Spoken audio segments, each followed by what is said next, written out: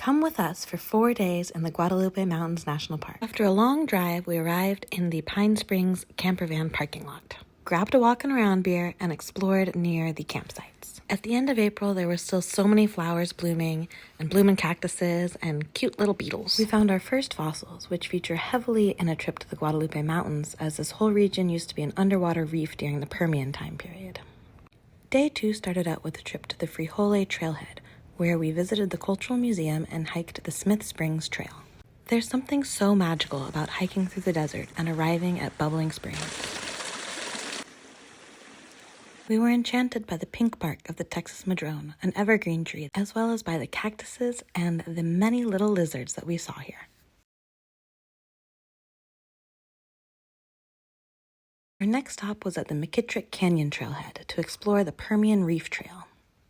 While we enjoyed the plant and animal life that we saw here, the main attraction was the fossils, many of which we found on the geology loop.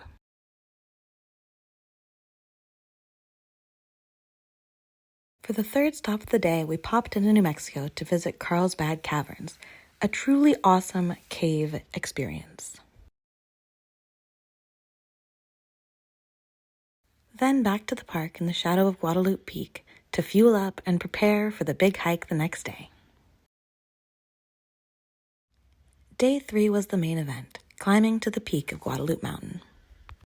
It took me 3 hours to ascend, an hour break at the top, and 2.5 hours to descend.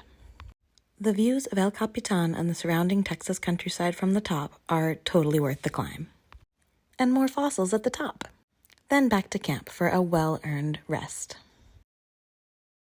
Day 4 was a relaxing day, recovering from the big hike with a breakfast of grits and a trip to the Black River Recreation Area, also called the Cottonwood Day Use Area.